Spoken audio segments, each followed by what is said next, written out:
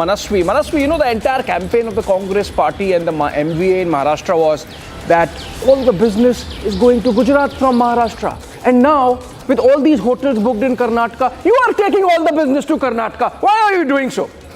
I think the obvious reason is there. There must be some good hotels in Karnataka. I mean, Maharashtra also and Mumbai also. What do you mean this? There are some of the best hotels are in Mumbai. Hey, why are you taking all the business to Karnataka? We have to logically believe that there was a resort politics which started only after BJP came into center, and the amount of fear BJP. Okay, we have a big breaking news update.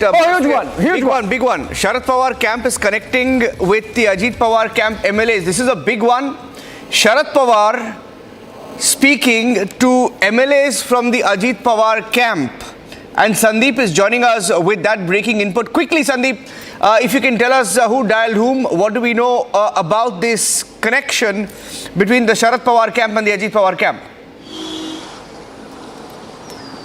See, this is the initial information that we are getting from sources in Nationalist Congress Party that Sharad Pawar camp MLAs have connected to Ajit Pawar camp MLAs. Remember, there were multiple leaders within the NCP who were earlier with Sharad Pawar and switched to Ajit Pawar camp, and later on they also had a meeting with Sharad Pawar. So whether there is any kind of connection between Sharad Pawar and Ajit Pawar, that is something that we have to look out for. But ultimately, the initial information that we are getting right now is that Sharad Pawar camp MLAs, they have connected to Ajit Pawar camp MLAs.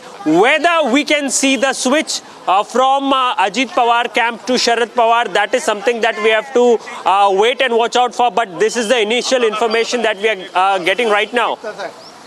Yeah, you expected this headache for the Mahayuti, Abhishek. We expected this headache. Niranjan, at the ground level, there has been some connect, obviously, between the two factions of the NCP. Yes. There has been poaching on both the sides. And in fact, if you remember, there were some talks that even Ajit Pawar has gone and, confabulated with some people, though, of course. And most importantly, when Sharad Pawar was campaigning in Baramati, he did not go hammer and tongs against Ajit Pawar. He only said that we are looking at generational shift. He did not really, name names.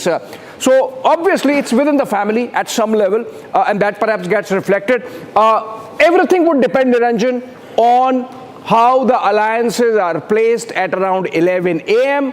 when you are looking at the numbers and who's closer to the striking, or nearer to the striking distance of 144. So if there is a wide distance, then of course this does not matter. But if though both the alliances are close, then of course the fact of Devendra Fadnavis being in touch with independents comes into play, and also of course Sharad Pawar sort of connecting with some people in Ajit Pawar group, which he believes could make a crossover back to his faction. So that's going to be interesting. Let's go to Alisha. Alisha there on the ground. Alisha, what more can you share about this very interesting development of both the sides, not just trying to keep their flock together whenever the results come, but also looking at the possible encroachments, possible acquisitions, possible, connections that they can leverage if the numbers are needed, Alisha?